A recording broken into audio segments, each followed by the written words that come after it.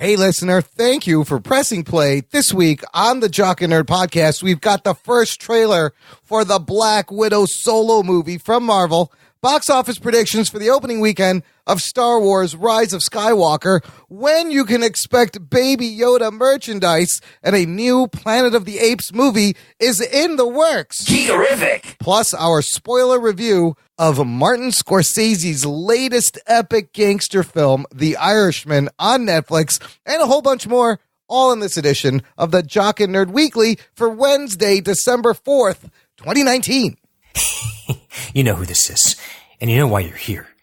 You want all the latest comic book and superhero TV and movie news, and by God, you found it.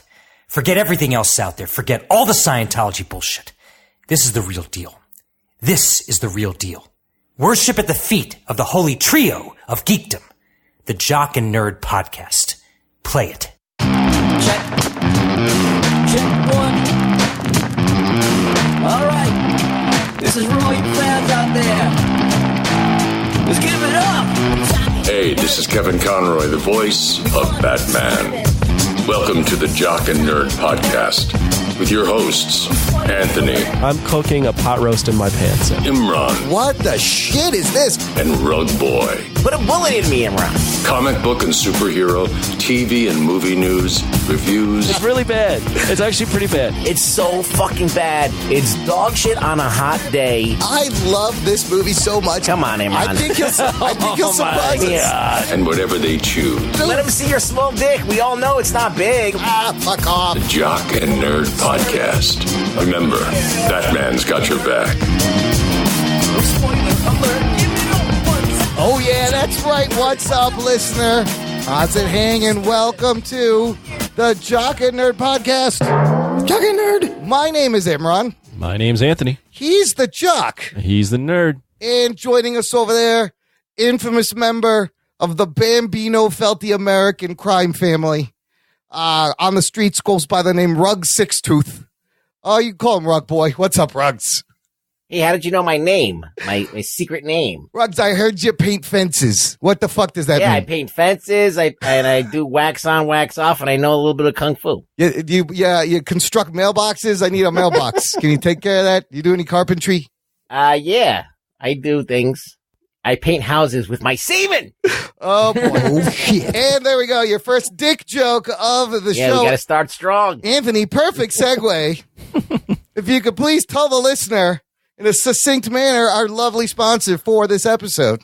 I will first acknowledge that last week we talked about ball shaving for around 6 to 7 minutes. We may have gotten I think we broke a record. Guinness should contact us. Yeah, that's the longest anyone's talked about shaving their ball. We may have gotten a little overboard. We were very excited. It was our first live read. I was seeing how long we could go.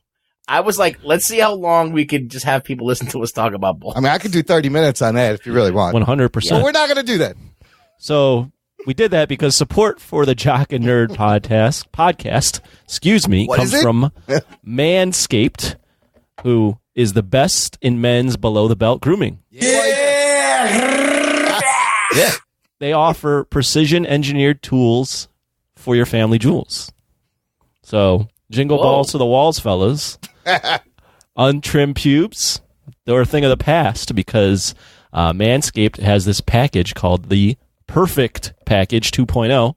I'm a proud user of actually the Manscaped product. I know in the past I've tried to shave the family jewels and gotten a little nick here or there, but Manscaped has designed a electric trimmer that has skin-safe technology, so this trimmer won't nick or snag your nuts.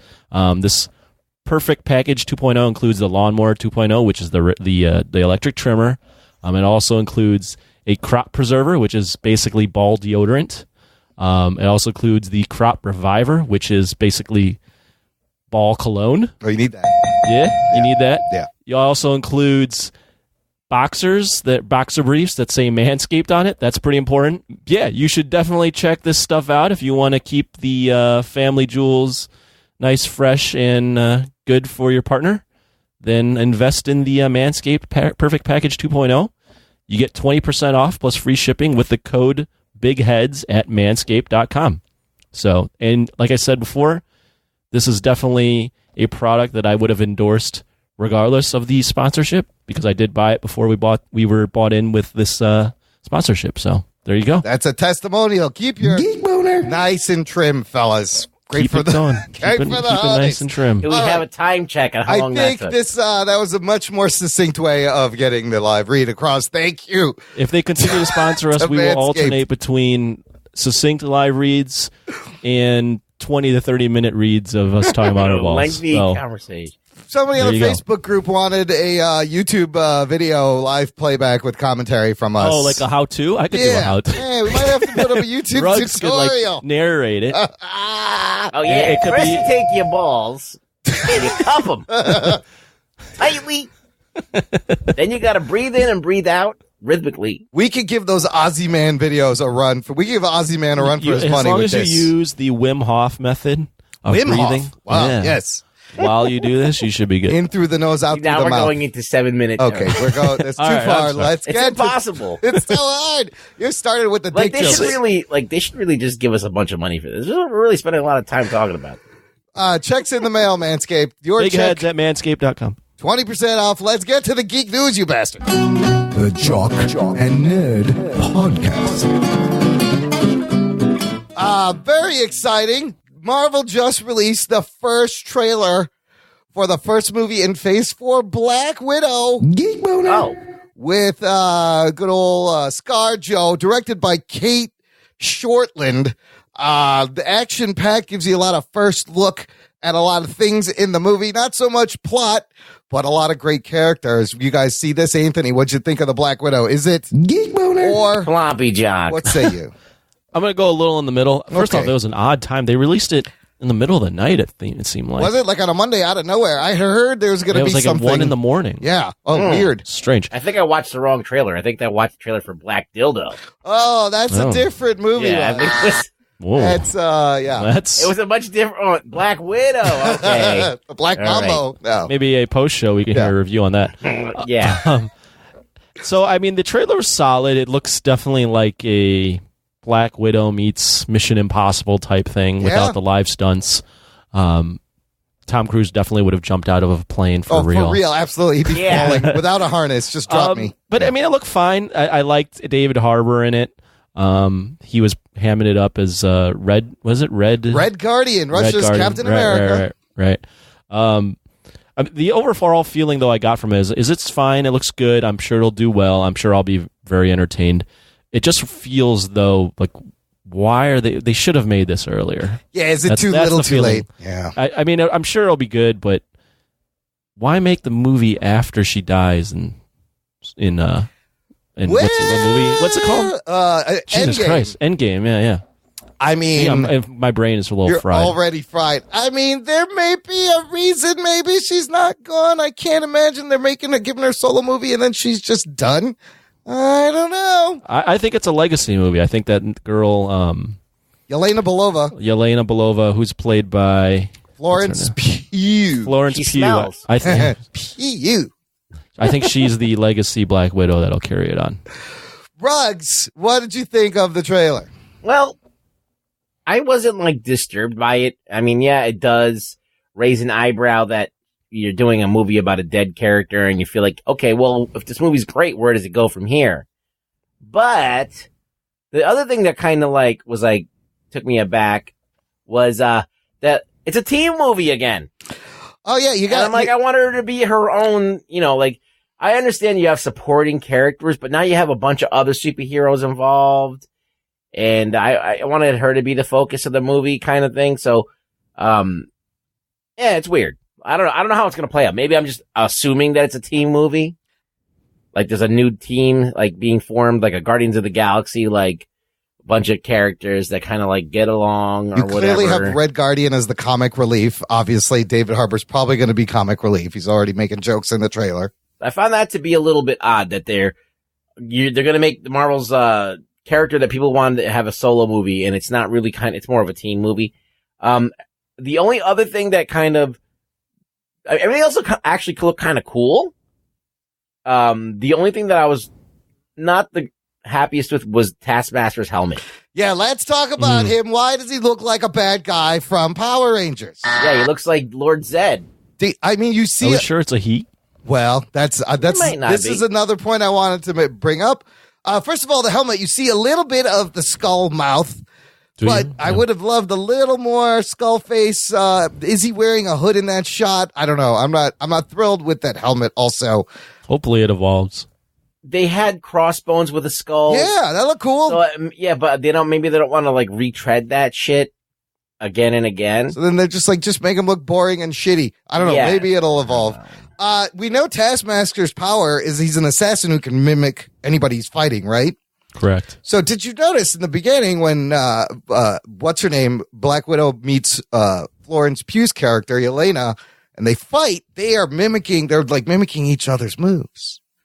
Well, they were trained together in the Red Room. Right, so they all know the same moves, but I wonder if that's a little bit of a misdirect to make us think maybe she's the Taskmaster. I think it's Rachel Weisz's Black Widow character. Yes, that character has a name, and it's Milena Vostokov, and in the comics, she becomes something. Iron Maiden? Iron Maiden, yes. Excellent.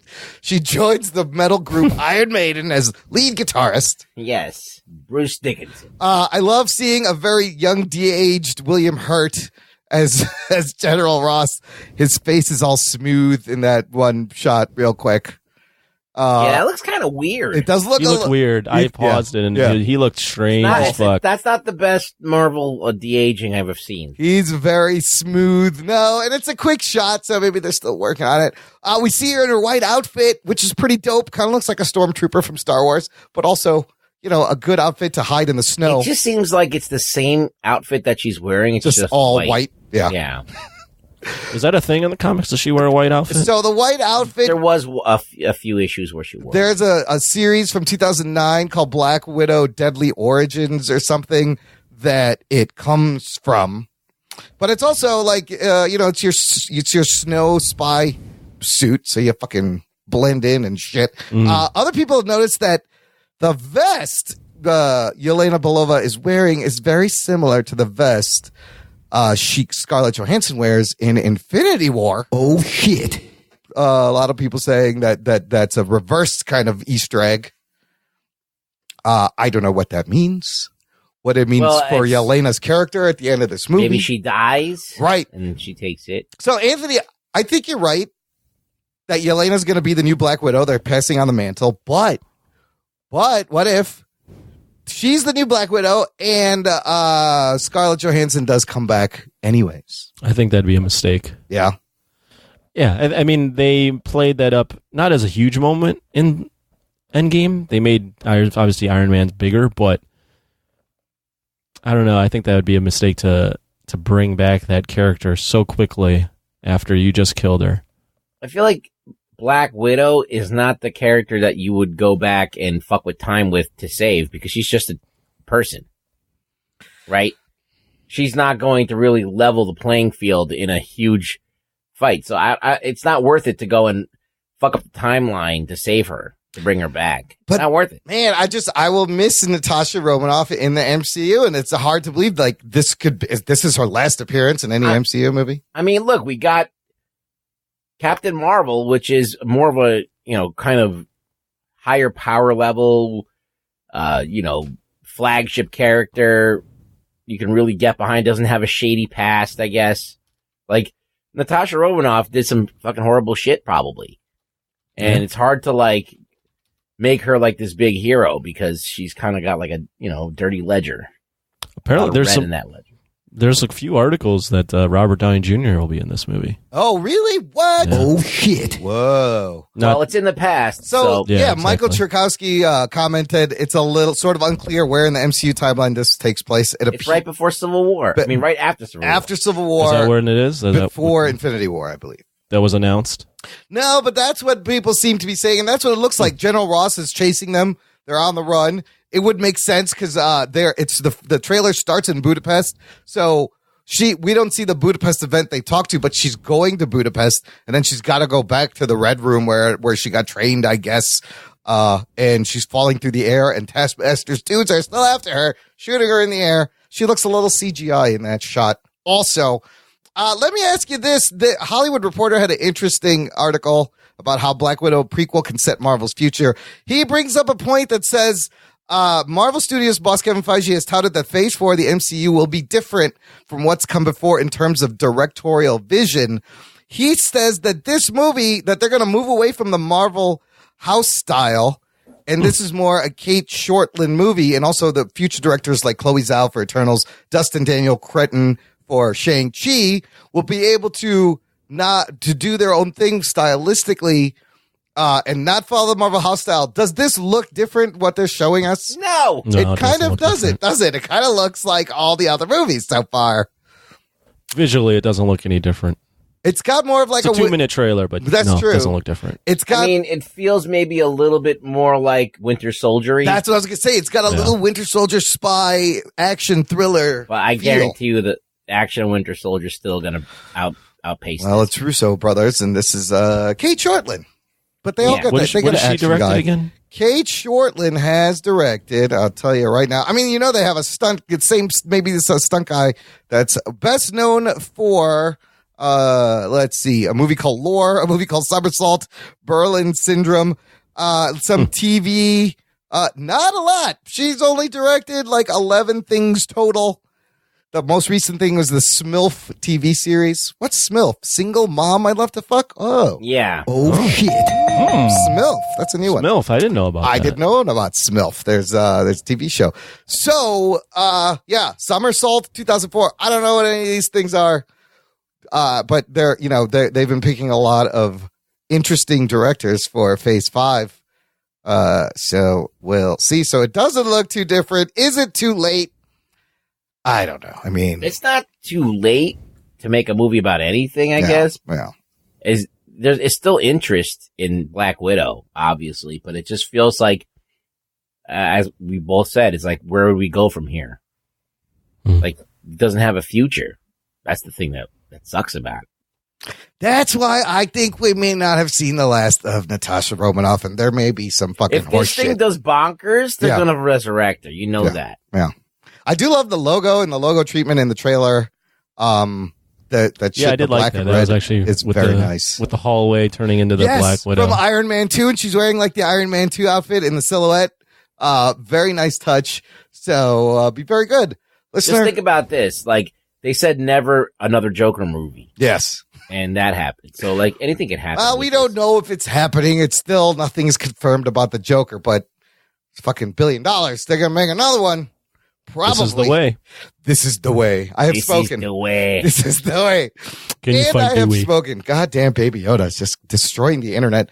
Listener, your feedback is important to us.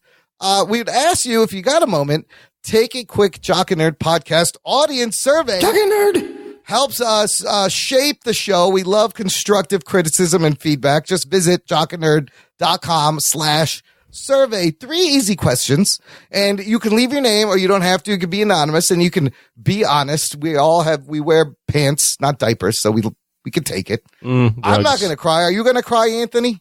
I already cried with 2 of them. Well, we appreciate the 2 people that sent in a survey. We got equal criticisms, which is it's balanced. I'll tell you one thing: everybody loves Rug Boy. What? Yes. I never get to talk. That's all. Yeah. Wow. Look, jockandnerd.com/survey. Take the survey. You'll be helping us help you out. So we got this great trailer, and the weekend this show drops, you guys and listener, there should be, keep an eye out. There's going to be a bunch of things being released and announced, because it is Brazil's big Comic-Con called CCXP. This thing's been getting bigger and bigger every year since 2014. And becoming. How come we didn't get press passes? We should have applied, Anthony. Well, you're gonna buy. You're gonna buy fucking travel. Does travel come with the press Anthony would pass? go to Brazil. Oh fuck! Can you I would imagine? definitely go to Brazil. Yeah. Sao Paulo, Anthony, in December. Yeah. That's gotta be. Is that where it's at? Sao Paulo? Yep, Sao Paulo. I mean, if you thought San Diego was crazy, what kind of fucking awesome fucking Brazil carnival shit? That's where they thought of the Brazilian wax. Yes. That's where it came from. Can you use the Manscaped trimmer to do a Brazilian I didn't know wax? Yeah. It's the only thing Brazil has given us, Rugs. It's one of the best things. The Brazilian The wax. wax, wax and booty. That's what it's given us. I mean, who could ask for more? Right?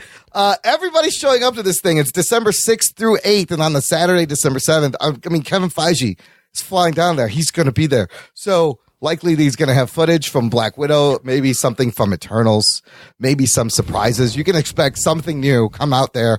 And also Warner Brothers will be there, and Gal Gadot tweeted out there's a surprise coming on Sunday when they take the stage. So it's going to be the trailer. It's going to be Wonder Woman trailer, probably, and Birds of Prey footage or something new. So this has become like a big thing, CCXP. We're going to have to make it down there. That's this weekend, huh? This weekend, the weekend this show drops.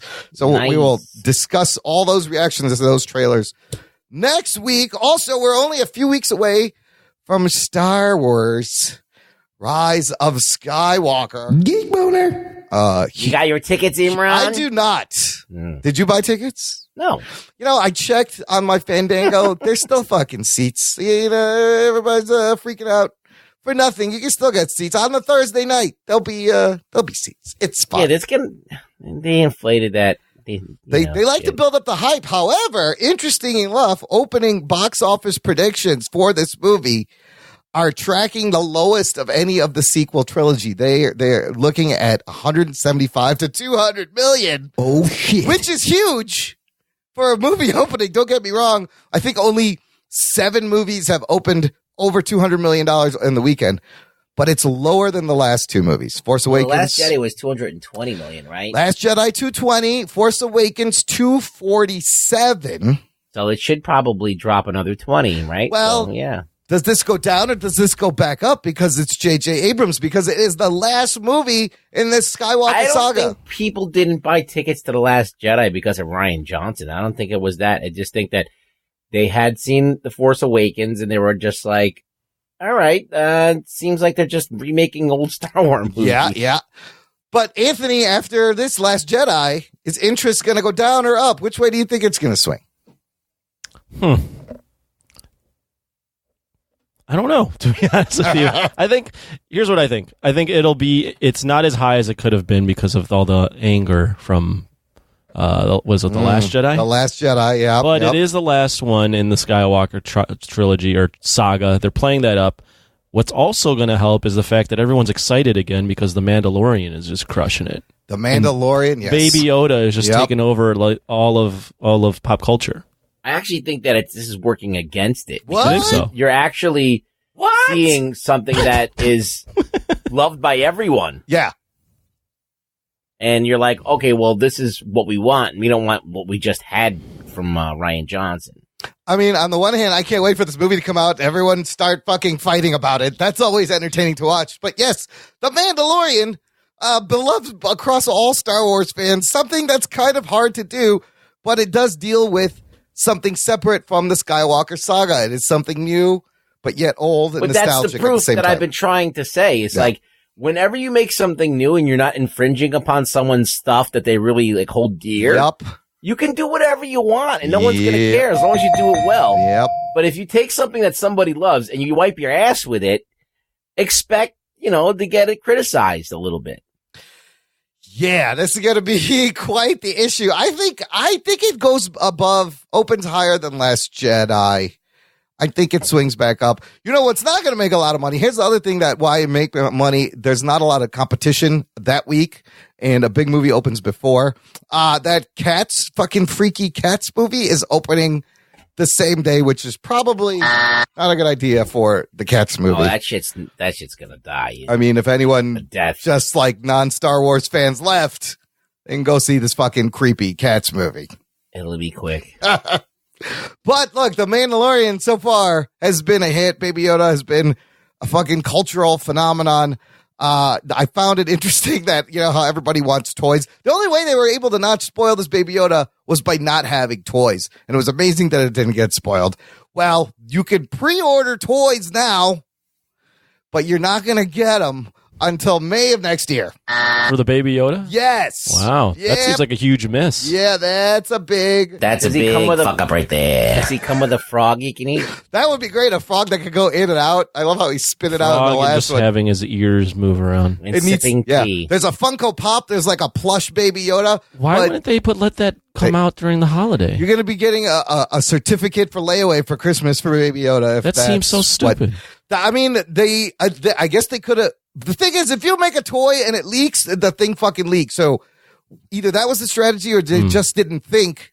They had to know that Baby Yoda would be... 'cause I'm sure a ton of people want to buy the Baby Yoda either for themselves, because they're man-childs or just adult children, or for their kids. But when you look and say you're not going to get it till fucking May... Yeah, that's a big fuck up. That's huge. You're not going to... Sorry. You know, unless you're hardcore, you're not going to invest in that for your kid. I'll tell you what, if you are an artist Hey, now... kid, wait till May to get your damn Christmas present. If you're an artist, set up a TeePublic shop, start doing Baby Yoda t-shirts. You're going to fucking make a killing. There's the move there. Hand-knit Baby Yoda fucking mittens. It'll be all good. What do you think they're going to name this thing? We should do a name pool. So, apparently, from the toys, it's called The Child. It's just called The Child. Yeah. Clone Yoda. I don't know. Yeah, who knows? Clota? Okay, wait. I had another theory. They are making this thing so fucking lovable. Do you think they fucking kill Baby Yoda in the last episode of this? Oh, shit. Would they do that? I feel like they're setting us up to just take him out. There would be fucking riots in the streets right now. People would delete their Disney Plus accounts. I mean, guys wouldn't. Yeah. There's a lot of people who love Baby Yoda It's that Disney. might, They're probably going to do that. But for a second, I was like, oh, they might just kill him. What if they kill him? Oh, shit. People would be mad. do it. Now, if That'd be so ballsy. Just fucking kill him. Oh, my God. there is a possibility we may see somebody in Rise of Skywalker show up in the last episode of The Mandalorian. Maybe before. I don't know. I still think they're going to try to do something. There's something going on there. But I don't know what it is. Last piece of news, Anthony. Yes. You love Planet of the Apes, right?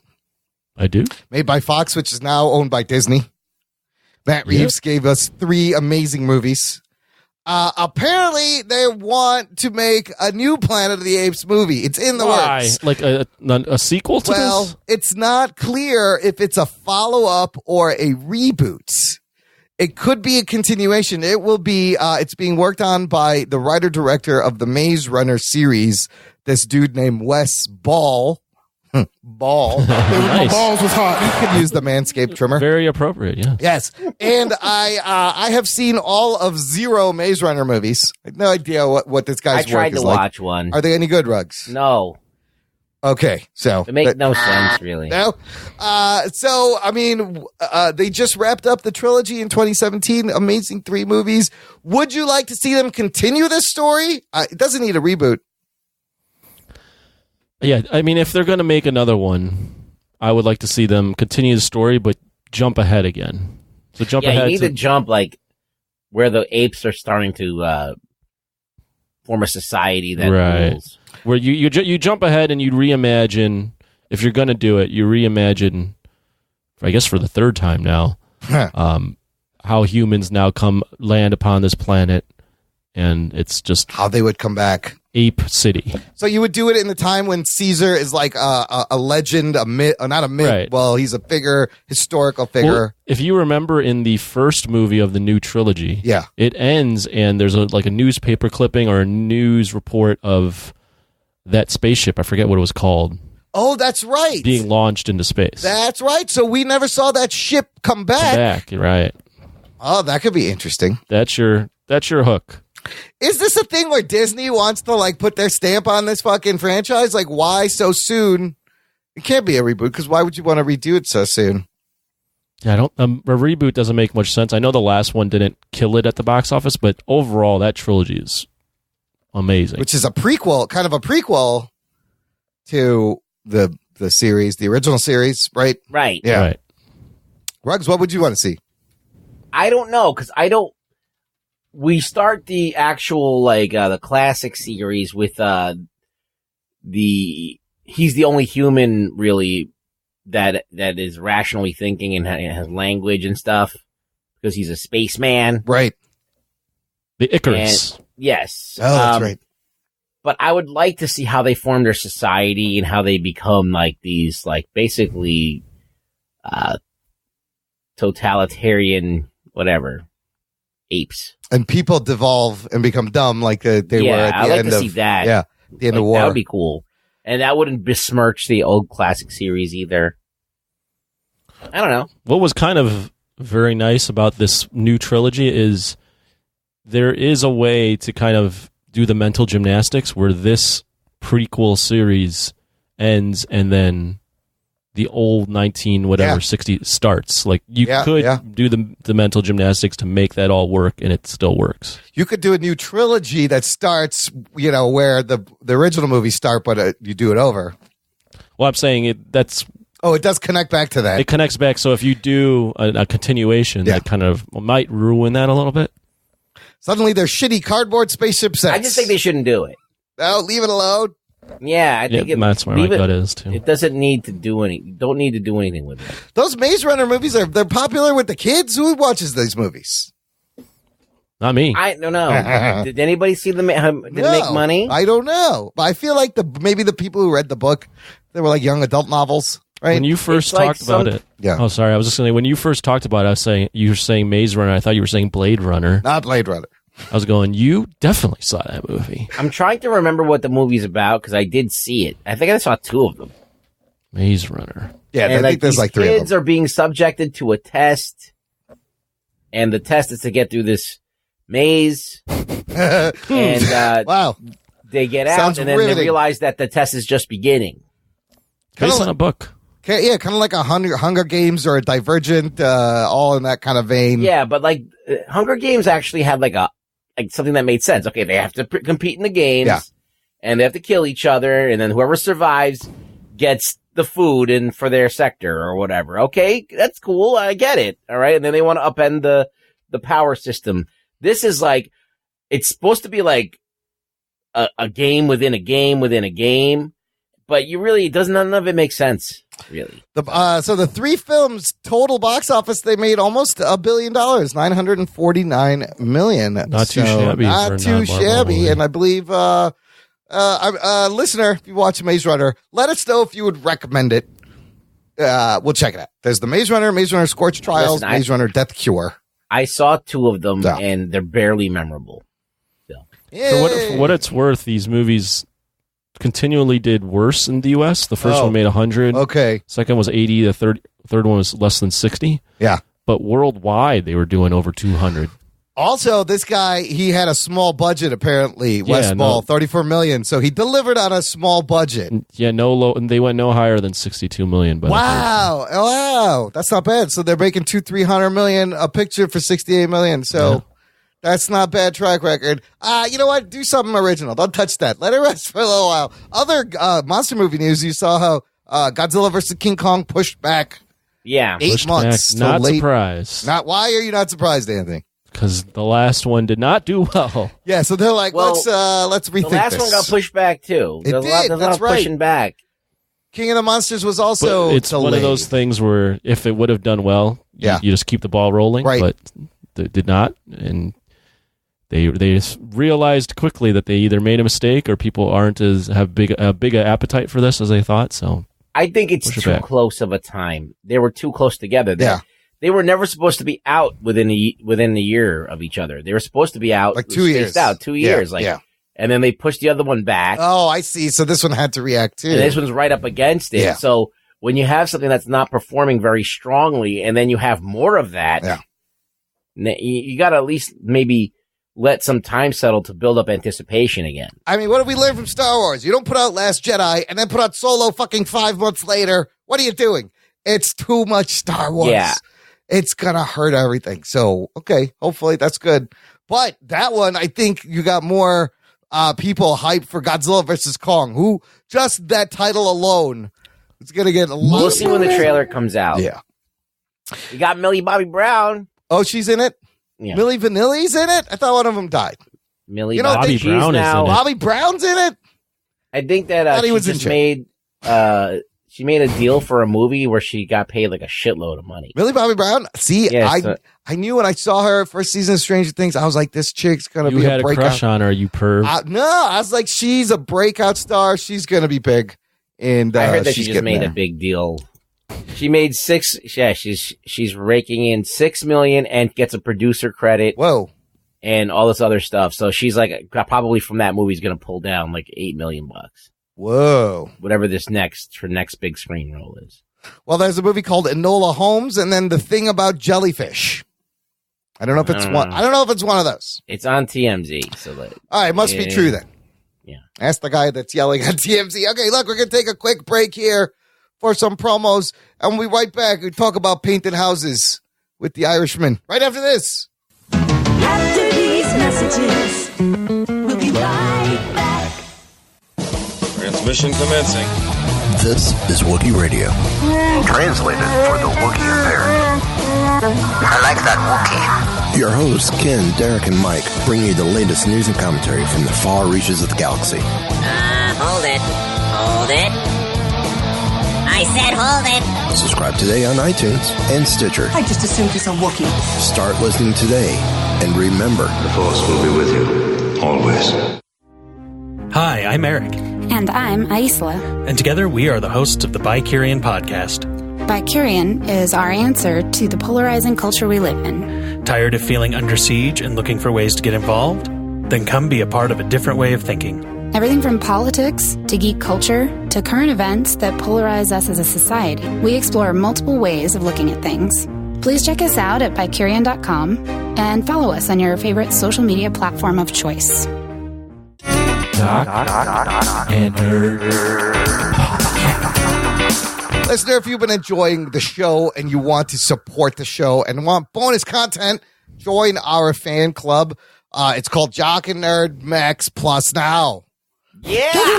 Just visit jockandnerd.com/Patreon. There's a link in the show notes, and you can join this awesome exclusive community and get bonus content like post shows, instant movie reviews, Jock Talk.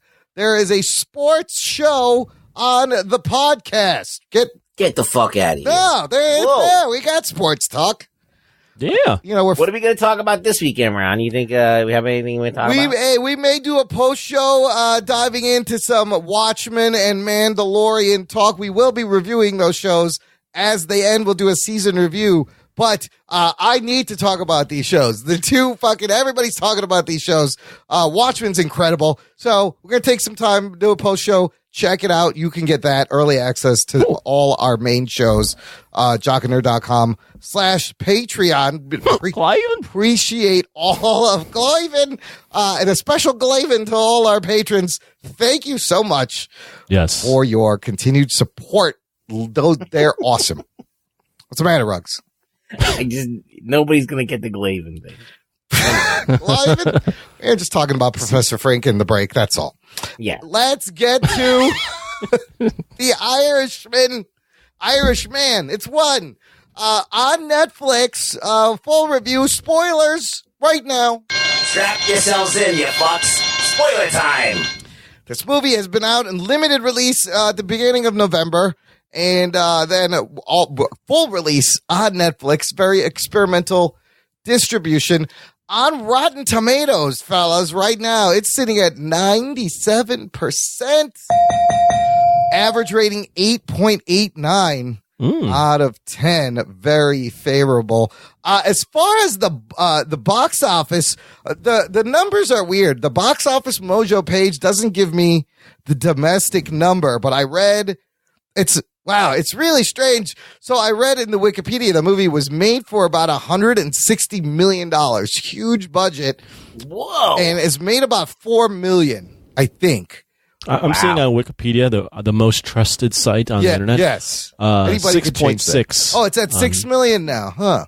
So it seems to me Netflix paid a shit ton to supplement this. I mean, everybody's talking about it. Yes, and Netflix was looking for a masterpiece. This is the most probably. This is giving them cred. Yes, absolutely. It's got to be the highest profile fucking movie Netflix has released. It's going to be nominated for tons of shit. Absolutely. It's up there with the Adam Sandler movies that I couldn't even say that seriously. You son of a bitch.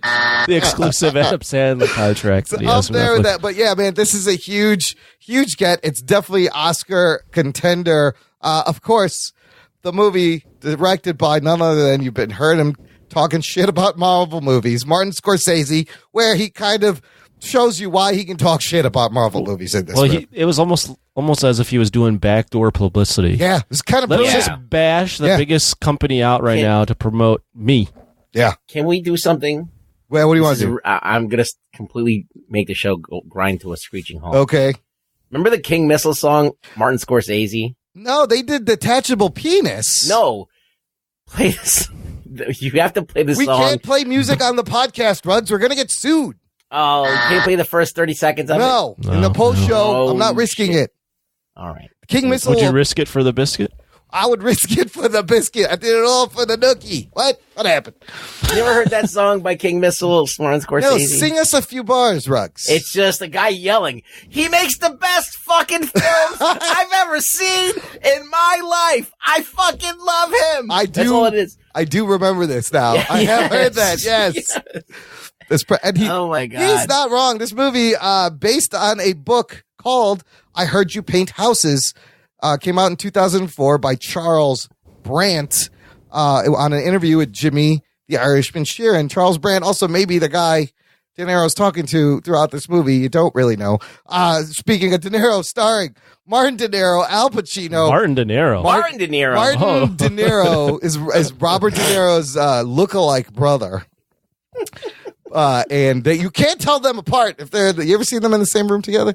Yeah. Robert De Niro, Pacino, Pesci, Harvey Keitel, and a nice little cameo. Ray Romano, Bobby Cannavale, Anna Paquin. We got Stephen Graham, and fun cameos from Jim Norton, and Sebastian Maniscalco. And a bunch of guys that look like John Bellotti. Oh shit! In this movie, one of them specifically, it's full of Bellotti. This movie is full of Bellottis and 70-year-old men de-aged to look like they're different ages. Here's some fun facts, some stats about this whole crew of Pacino, Scorsese, De Niro, and Pesci. This is the 9th feature film between De Niro and Scorsese. Their first since Casino in 1995. It's been a while. The 4th film to star both De Niro and Pacino, following Godfather Part 2, Heat, and Righteous Kill. The 7th to star both De Niro and Joe Pesci, who I heard Joe Pesci is kind of retired from movies. And this is the first to star both Pacino and Pesci, and the first time Al Pacino and Martin Scorsese have worked together. Geek boner. Wow. Runtime of 3.5 hours long. Long for some. Very long movie. It is a long movie. It is an experience, but it's one quite of a an kind experience. analysis right there for me. Very well, Anthony. Let's start with your opening thoughts. You were like, "This fucking movie's almost 4 hours long. Is it any good?" What'd you think? It's good. It's good. I definitely enjoyed it. It reminded me of the kind of the style now of like Wolf of Wall Street, where it's hyper reality and kind of goofy at points. Yeah. Dark comedy at points. Yeah. Mixed with Goodfellas. Yeah. And all those other gangster movies. I overall, I really enjoyed it. Definitely I was looking forward to seeing it until I saw the runtime, and then I went, man, this is a very long time. I had to devour it in 2 parts because it was getting late when I first started it. That's why we have a pause button on things, people. Yeah. So overall, really good, very good performances from the top 3 guys. I thought Robert De Niro was the best out of the 3. Okay. I thought Al Pacino was the funniest, and Joe Pesci was good. So overall, I just really enjoyed it. We can get into more detailed thoughts later, but overall, really good, and happy I'm part of the conversation. So Robert De Niro is playing Frank Sheeran, obviously. Al Pacino playing Jimmy Hoffa. Joe Pesci playing Russell Bufalino. Was not what I was expecting, seeing those 3, and 2 of them are playing non-Italians. Non-Italians. Italian mob movie. And man, they interact a lot. Ruggs, what was your first initial reaction after watching this movie? Well, I feel insulted because I feel like that the Irishman should be played by an Irishman. All right, not De Niro. Yeah, it's fucked up. What are you gonna do? They gave him blue eyes. They gave him CGI blue eyes. I mean, look, what can you say about this? It's got everything going for it. It's got Martin Scorsese completely untethered. He can do whatever he wants. He doesn't have to worry about people watching it in the theater having to get up to pee. They can pause it. You know what I mean? He can tell the story like he wants to tell it. You got, everybody who's bringing their A game to this movie. All right. So, Pacino, Pesci, De Niro, like Pesci was actually Like, I hadn't seen him in a while, and he was great in this movie. And I was like, man, I forgot how good he is. This is his first movie in 10 years. I think he kind of retired. So I'm like, where the fuck has this guy been? Yeah. He's so good. Like, he was so, like, subdued. But, like, the thing about Scorsese is that he doesn't need a lot of dialogue to get you to get inside the person's head. Yeah. He lets it breathe, Yeah. and then you can see, like, this guy's thinking about, okay, now what do I do in this situation? How do I... And you see them like, kind of like, what am I going to say to this guy not to piss him off or to say the wrong thing? And that's really good acting. Yep. And it's physical acting, and you're putting your own thoughts in. It makes you think about like what you would do in the situation. Yeah. And that's kind of cool. And that last like half hour, that last, like, it was building up to the last that hour whole thing. Yeah. Yeah. Where, we said spoilers, but when, the final outcome was happening, De Niro's character had to, like, it was just riveting. Yeah. It was. Yeah. So, my biggest criticism of this movie is that, it probably could have been shaved down a little bit, but not by that much, maybe like 20 minutes. And you could have given that 20 minutes to Anna Paquin's character, because I feel like it was really, that was the one thing that I came away with this movie is like, what is it exactly that, was she upset that, Hoffa got killed?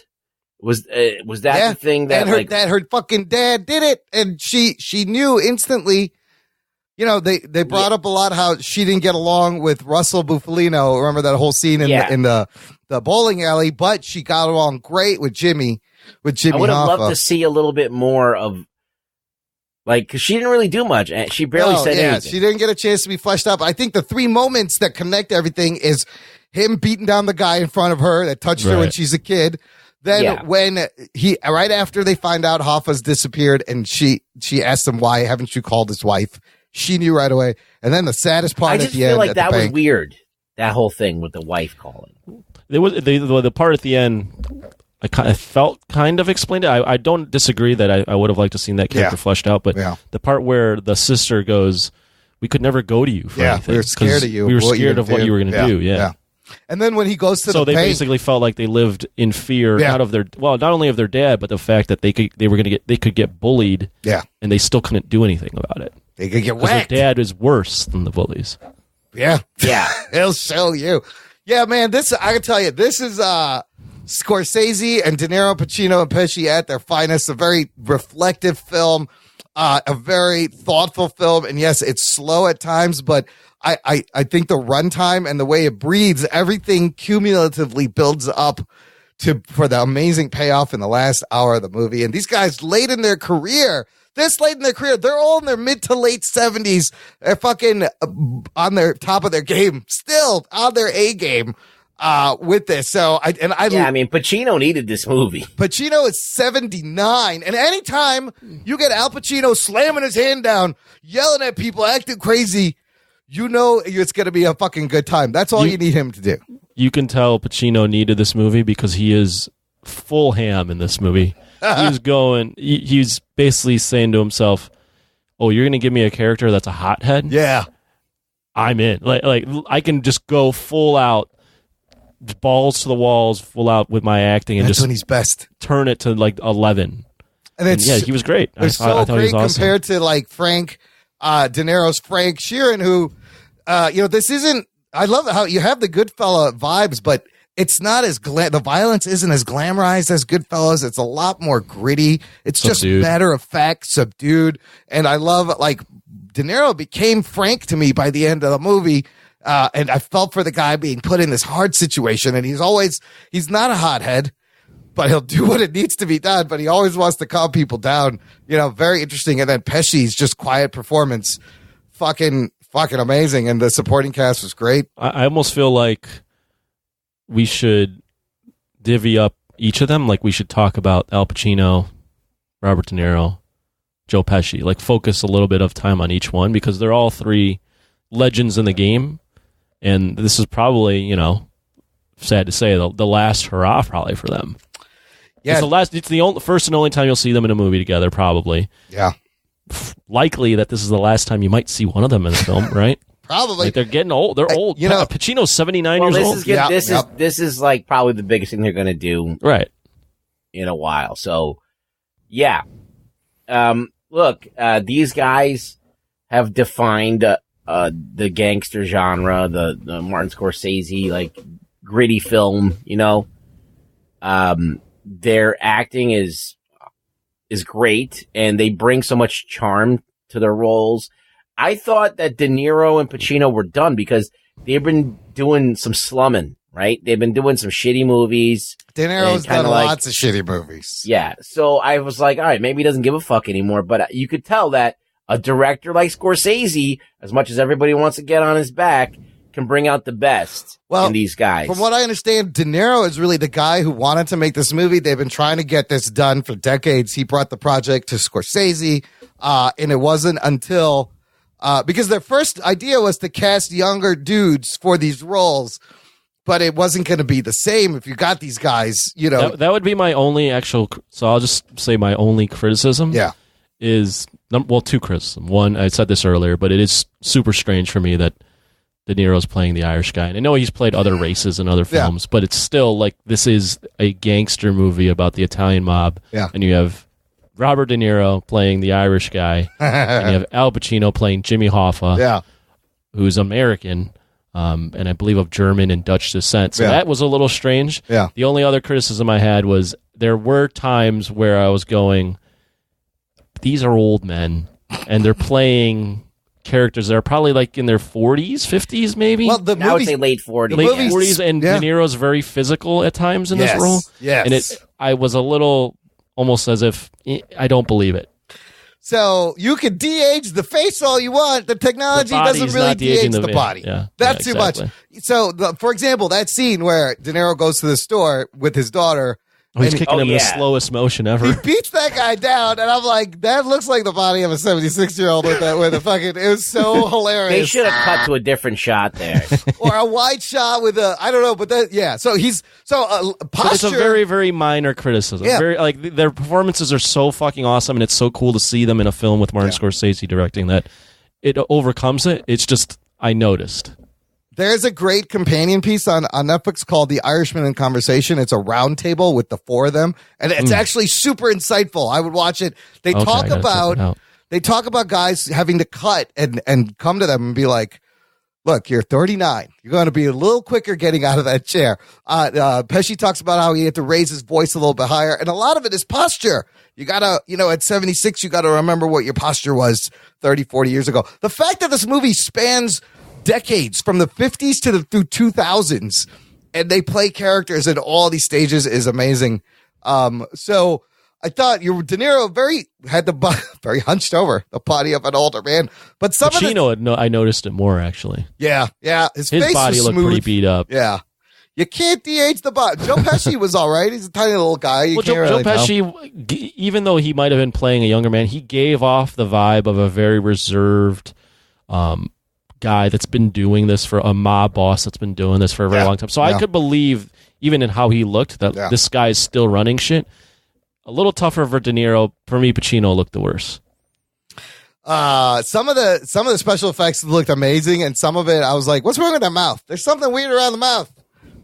So it went back and forth, and sometimes I couldn't tell. But getting back to De Niro, one of my favorite moments is at the end of the movie when he finally, after he kills Hoffa, he calls Joy. Oh, he's broken. Stuttering. He can't get a fucking word out.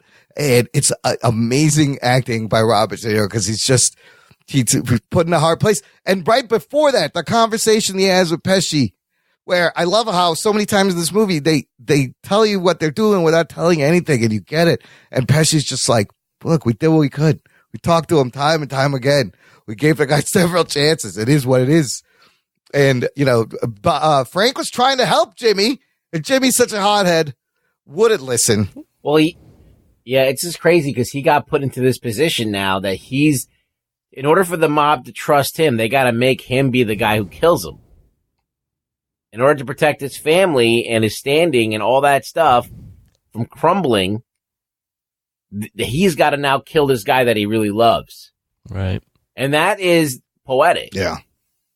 And that's what makes this movie great because you're you're hoping this whole time that that's not going to happen, or maybe he's not going to be the guy to do it, or maybe something. But evidently, it's like, all right, this is how it's going to be. I would add on to that. Ruggs mentioned this, but so I didn't really know the Jimmy Hoffa story. I love the Jimmy Hoffa story. So, but I've heard the name. Yeah. And I accidentally Googled Jimmy Hoffa while I was watching the beginning of this film, and I knew that this Irish guy confesses to murdering him. It's not proven yet. There's still a lot of investigation in that. So we don't really know what happened to Jimmy Hoffa. He just disappeared. He's probably killed by the mob. We don't know who. In real life. This is hyper reality. But I knew that this Irish guy kills Jimmy Hoffa. Yet, with that last, I think, hour to 45 minutes to an hour, I know he's going to kill him. I still felt that tension, like, oh my God. Yeah. He's going to have to kill him. He's going to fly. He's flying to Detroit. Yeah. Oh, fuck. He's getting in the car. Oh, what's his stepson doing? Oh my God. He's got to get him in the car. Fuck. They're going to the house. Like that, the whole thing that's built so perfectly to like when he kills him, it's not like this big scene kills him. It's very subdued. Yeah. And then you slowly start to see, like, by the end of the film, not only the phone call of the wife, but by the end of the film, everyone's dead, right? So we're spoiling it, but everyone's dead. Yeah. And the police are like, everyone's dead, man. Just admit what happened. Tell us what happened. Like, the family is alive. Like, they got to know. And he's like, nah, I don't. Like, his whole reason that he could do this is he really didn't have a conscience, right? Yeah. He doesn't have a conscience. But that ending is so perfect. It's like he's telling the story and he's an old fucking dude and he's fallen over, and it's really sad to see like old people lose everything, and so he's losing everything, and yet at the end he tells the priest, hey, keep the door open a little bit while I go to sleep. Oh, that last and shot it didn't even hit me until I read after, and I read it on Wikipedia, and they go, that's alluding to Al Pacino's character, Jimmy Hoffa, preferring to sleep that way as well. Yeah, I thought about that. That's amazing. When he stayed in his room. It's so subdued, but such a great little close to the fact that Jimmy didn't close his have door. a conscience. He did care about this guy. Also, you see him buying a coffin, thinking about his mortality. Oh, man. And then just the shot is also you're left with like, this guy's left alone. And he's just going to die alone. Yeah, that's the worst way to go, right? And you have kids and they all don't like you, and you're alone. The fact that last shot is framing him in this in between the doors, small space, he can't leave. He's helpless. It's super sad. It's like, oh my gosh! Like throughout the entire film, I'm laughing at a lot of things. I'm smiling because this is all these guys throwing it back 20 years, 30 years, and doing back to their prime. It seems like, and then by the end, you're like, fuck. Like this is it almost was like this is the end of all these guys. They're gonna die. I mean, it's over. I mean, this is what he's talking about when he says cinema. Yeah. All right. This is what he's talking about, the art form. Right. Like of course, Marvel movies, they do the de-aging. They do similar things. There's similar things that he's talking about. He's using effects in his movies and stuff like that. Yeah. But I think that even without the effects, if they were to do this movie with just makeup or something or whatever, the artistry in making it and the acting and the way that all of these things are happening, even without words sometimes, and tension is being built, I think it's just something commendable about it. And it is an art form, and it was something that I think that a lot of people can enjoy and get something out of. So I'm hoping that a lot of young people are watching this, even if they're controlling Martin Scorsese and watching it on their fucking Apple Watches. He said watch it on a big screen, right. So they did the opposite. Scorsese doesn't recommend you watch this on your phone. He said maybe a big iPad, but that's about it. Somebody put a picture of it on a Game Boy. I would throw in just a quick comment about the Marvel thing. Yeah, like these are apples to oranges, right? Like you can't really compare a Marvel movie to this. Yeah.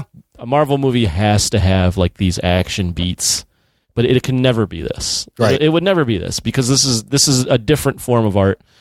I was just thinking about the fact of 2 weeks ago we reviewed Rocky Horror Picture, and now we're reviewing something like this. Just like the dichotomy of films we've had. Think about what's in this movie. Yeah. He's talking about going to kill Sebastian Maniscalco about the gun he's going to use. Joey Gallo. Oh, that's a great scene where he's got him on the bed. And then he has the gun and he takes it. And the way that it's even staged and all that, he puts the gun on the bed and you're like, what is he doing? And you figure it out. Oh, he's paring it down to the ones that he's going to take. And he's like, well, this is like a girl's gun, but like, you know what? This is going to do the job. It's small and it's whatever. It's not too loud. Yeah. And then he goes, I got to do this in front of his kids so they could see. See what happens. It's all very important. Yeah, it's so great. And I'm like, that's never going to be in a Marvel movie. No, it's just that you're not going to get that kind of like that inner thought process of a person who's about to kill somebody. And not only that, but the rules of the street, how the game works, all that's in there. That's similar to a scene in Taxi Driver too, where he's picking his weapon and he's describing him. Dude, I was going to say real quick. Sorry, Imran. Sorry to cut you off. No, that's fine. Somebody do that every once in a while, you motherfucker. I was going to say it also was touching on the theme that I've noticed. I haven't watched all of Martin Scorsese's films, I'll really admit. Yeah. But it touched on a theme that he hits on a lot in his movies, where it's and in this case, it's Al Pacino's character, right? But someone gets almost too big for their britches, right? Yeah. There's always someone that thinks they've acquired so much power and then they get course corrected. Yep. Right? Like it happens here. It happens in Goodfellas. It happened, with Joe Pesci's character. It happens in Wolf of Wall Street with Leonardo DiCaprio. Like there's always this comeuppance of the guy who's doing the wrong thing and gets so powerful that he thinks he's untouchable and then gets fucked really bad. Speaking of that, another one of my favorite scenes when Hoffa is in jail and he's talking to Tony Pro. Yeah, it's a great scene. He's eating ice cream. So good. Like Stephen Graham. Hoffa just wants to eat ice cream and he calls them you people. And oh boy. Shit. Tony Pro ain't having any of that. And it's a fun. And like in that companion piece, they were like, no, Stephen was beating down on an old man. Like that guy was actually beating up Al Pacino. Funny because the guy who's playing the Italian is an Englishman. Oh, no kidding. Oh, really? That guy is great. Stephen Graham is very good. What's good about that scene Tony is Provenzano. It's so like he's just eating the ice cream, right? Yeah. Even the way he's eating it and chewing on it is so it's so riveting for some reason. But then the way he says you people, at first he says it, and I didn't even notice that he was being demeaning. Yeah. He was just saying it, but it was like subtle racism because as Tony Pro keeps, poking him, like, what do you mean? Yeah. Al Pacino, Jimmy Hoffa starts getting more and more racist. You start to see, like, he does actually think these Italians are beneath him. Like, the scene where they have to make up, and he's like, yeah, you people, you're late. You people, who comes in shorts to a meeting? Who wears shorts? You gonna wear that shirt? But by the end, he's full on. He's apologize. Yeah, I apologize to you people. I just love that and he was insulting. Pissed that he was late. Yeah, right. But then he's full on throwing derogatory Italian insults at the guy, as he should be. I mean, I've always been it's fucking dirty Italian. I've been fascinated with the Jimmy Hoffa and the Teamsters and the relationship to the mob and Kennedy and the history. Jack Nicholson, there's a great movie called Hoffa with DeVito and Jack Nicholson playing Jimmy Hoffa. Scorsese clearly makes the best gangster movies, but the dynamic of how Jimmy didn't want the mob but needs the mob, they're on opposite sides, and then the mob's helping Kennedy. Kennedy's brother right away turns around, comes after Jimmy Hoffa and the mob, and he just fucking hates him. Like, some of those are great. Him talking about the Kennedy families are some fucking great scenes. But I think the technology here is very important to get this movie done because, without hiring younger actors, you got these guys channeling their characters.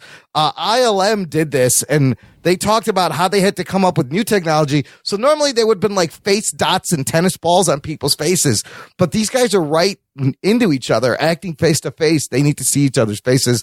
They came up with a way to use invisible tracking markers to do the de-aging effect. So experimental for the technology, experimental for the release, distribution, the runtime. I thought the music was fucking great too. Scorsese always has great soundtrack, and going through the decades, the music was good. And what about Pesci? Pesci had some stand-up moments as Russell Buffalino. The moment with the ring is nice because you see it at the beginning of the movie. Just when he tells him he has to kill Hoffa that's probably my favorite exchange. No one's going to be like, Pesci. He wasn't given the biggest part, out of the three. He was given the most subdued part. But yeah, I mean, I come from the background of seeing Joe Pesci as the fucking no, not at all. Oh. I come from the background of seeing him in Home Alone and getting fucking his head lit on fire. So for me that's my background of Joe Pesci. Obviously, I've seen other things with him, but my two biggest roles with him are Home Alone and Lethal Weapon, where he's the butt of the joke every fucking time. But he's so good that he's able to reel you back in and go, oh my gosh, like he can play a really serious character still and feel like a mob boss, even though he's like 3'6". Yeah. I think that scene that he has with Pacino, where the talk, where he's having the talk with him, at the restaurant, and he's got to show restraint, right? He's and I think that is one of those things. He's acting without saying anything, and you could see the uncomfortability of like in the situation, like he wants to tell this guy, "Hey, listen, I'm gonna fucking kill you." Yeah, if you don't cool it. Yeah. Well, and doesn't he disrespect him by just leaving the conversation while he's talking almost? Yeah. So, I mean, the way that he handled that was great. And then he's got to tell De Niro that he's going to kill his friend. Yeah. And how do you handle that? Delivering that kind of thing and kind of being convincing in that way, too. And not seeming like a mustache twirler. Yeah. So, but what was awesome, too, is he does all that and, you know, you're supposed to almost feel, fuck you, man. Yeah. But then the scene where he's in jail and he's talking about how he got the good grape juice. Oh yeah, when he's all old at the end. He's all old and he's shaking and giving the bread. And he's like, I can't eat it. Yeah. Okay, give me a little piece. And he's dipping and he's eating it. I'm like, oh fuck, man. Now I feel bad for this character again. Bread and wine. He's the guy that forced his buddy to kill his other buddy. Well, I mean, Frank's character says it time and time again. You did stuff for Russell because you wanted to. You didn't want to disappoint him. He just had this kind of crazy control over everyone. It was a weird symbiotic relationship between three people. You know, Russell thinks of Frank as he's, you're with me. Yeah. But then Jimmy thinks of Frank as he's with him, and Frank's in the middle, and he's with both of them. You know. I was just saying, like, it was just an interesting way that he got into this whole thing was what was about steaks. Yeah. I want some steaks. I got the Bobby finest steaks. Sandoval's character. Yeah. I got good steaks. He got good steaks. So was he was stealing the steaks and delivering it to the mob? And making money on the side, and then he would tell them, I don't know what happened to the steaks. It's empty. And then basically they pair him up with Ray Romano. Yeah. And he's the hookup to Joe Pesci's character. Right. Well, but he randomly meets Joe Pesci as Joe Pesci's like he changes fixing his car. The chain, the car. He does. You notice he doesn't tell him his name in the beginning. He asks his name. He doesn't tell him, and Joe Pesci doesn't say what his name is. But Joe Pesci is the hothead fucking gangster in every movie. Amazing restrained performance. Yeah, crazy, right? They put him as the restrained. Yeah. And then I heard you paint houses. One of the first things Hoffa says to Frank over the phone, and I love how the movie starts with him saying, I actually thought I heard you paint houses meant you paint houses. That's what I want to know. If you want a house painted, how are you supposed to ask a motherfucker? How do you get that done? If you get him out of the phone book, I think you're all right. Okay. If the guy on the corner that's eating a slice of pepperoni pizza. Oh, yeah. You heard he paints houses. Yeah, it tells you that there's a guy painting houses somewhere. I do love. I was going to say real quick, you brought up a good point about Joe Pesci playing a role where he's opposite of what he usually is in a lot of movies. I would say the same for Robert De Niro. A lot of times when they cast him in these mob movies, he's a little bit of a hothead, or he kind of revels in like beating people up. Or he's the guy in control. He's the guy calling the shots. Goodfellas. He's the muscle sort of in Taxi Driver. He's a fucking loose cannon. All the different movies. But in this one, he's very subtle too. He's very just like they tell him what to do. He does the job. He moves on to the next thing. He's not necessarily he's a badass, but he's not really. He's just a normal dude. He looks like a fucking uncle. Yeah, and this is how he could get away with it. I love the fact that the hits were just he's walking by, shooting the head, he just gets in the car and puts the gun in his pocket. Yeah, and then he's like, "This spot on the river. This is where you drop the gun." He's like, "If they ever drag this river, they could arm everyone." And it shows the way you all the guns. Throwing the guns in the river is just. It's not even like nonchalant. It's just like, "Oh fuck, I gotta get this gun out of here." What the fuck? Shit. All right, but I just love how the violence was just so matter of fact, so kind of real. Just pop, and then just move on. Lots of good Lots of good hits. So, as far as the length, people coming up with viewing guides and how to break this up, and I was like, that's just dumb. Just watch the until you get tired. Yeah, and then press pause and then go back and watch it. And then I mean, people binge whole seasons of TV shows. You can't sit down for 3.5 hours. Have we gotten that stupid? I don't understand what the problem is. We need a guide to how to watch a movie. This was made to be is that? Yeah. That's how dumb we get, right? I didn't understand that. You need to pause it at this moment to maximize your. Get the fuck out of here. I blame Machete Order for Star Wars. I don't know. This is dumb. You need a machete and fucking put it through your fucking skull. If you need someone to tell you how to watch it is unusual that a movie like this comes out at this point. Like, I think it is not the normal. Yeah, I stopped it personally, not when I got tired, but I got tired, but also as when Kennedy got killed. Yeah. I was like, okay, this seems like a good point to stop because I remember Kennedy. I remember learning about Kennedy's death, so I'll just remember that's the great point to stop. I'll remember everything that came up. They had a Quentin Tarantino movie that they made into 4 parts. Oh yeah, that was the Hateful Eight. They put out in 4 parts, the extended edition. They added an additional hour to it. Yeah, so it's a 4-hour movie. I kind of want to watch that. I haven't seen it. And you can watch it in its entirety the way Quentin Tarantino envisioned it in 4 parts, and they made it into episodes. Okay, that's cool, but I would rather see I saw the movie, and it was fucking 3 hours and something. So it's like, all right, whatever. Add another 20 minutes, make it a good 4 even. I mean, I think if this was forced to be a theatrical distribution and he had to cut like an hour or maybe 45 minutes, I think you lose a lot of that quiet, somber, reflective periods of these guys just sitting there. And it just works. And like by the end of it, all the stuff builds up for the great Did it feel like 3.5 hours for you? I watched it during the day and I paused it to like take the dogs out and stuff. It felt long, but I was really enjoying hanging out with these characters and going on this journey with them. Like I wanted you're like more. immersed in the world. I would agree. Like De Niro became Frank. Like I didn't see Robert De Niro by the end. I saw Frank and Jimmy, and you're like, fuck, he's got to kill his friend. Does he really do this? And it's amazing. So I think the cumulative effect is very good. I just think people are stupid because you will literally, that's a drop now. Cut that. You will literally binge 8 episodes of a fucking thing and watch 8 hours of TV without fucking complaining. But a 3-hour movie is like, oh my God, I can't, how do I watch this? It's just so stupid. Did it feel like 3.5 hours? Yeah, it was 3.5 hours. Yeah, it's how long it is. Yeah. So it whatever. But was it great the whole way through? Pretty much. Yeah. I mean, as I said in the beginning, you could have trimmed it down if you needed to, but I mean, I wasn't mad at anything that was there. I wasn't like, you could just completely cut, cause like everything that happens in the movie gives detail to the character. And it enriches, it makes it a better viewing experience overall. If you would have cut some of that stuff, you could still tell the same story, but it wouldn't be as fulfilling. So, I don't know. If you got it, it came on a truck. That's right. This motherfucker. It's so good. You fucking Jimmy Hoff is the best. You fucking let himself. Sure, it's with fucking Teamsters, locals, damn it! I'm going to jail. They wouldn't dare. I'm going to jail. Which one of you told him? I'm going to kill you right now. I love this. I love that De Niro just walks out. He's like, I wasn't talking to you. Yes, he's leaving. He's like, I don't need to be talking like this. He's like, no, you're my guy. I'm talking to the other guys. You weren't supposed to take it personal. How am I supposed to know you weren't talking to me? Trying to eat my ice cream, talking to this whiny cocksucker. Fucking Tony Pro and Tony Jack.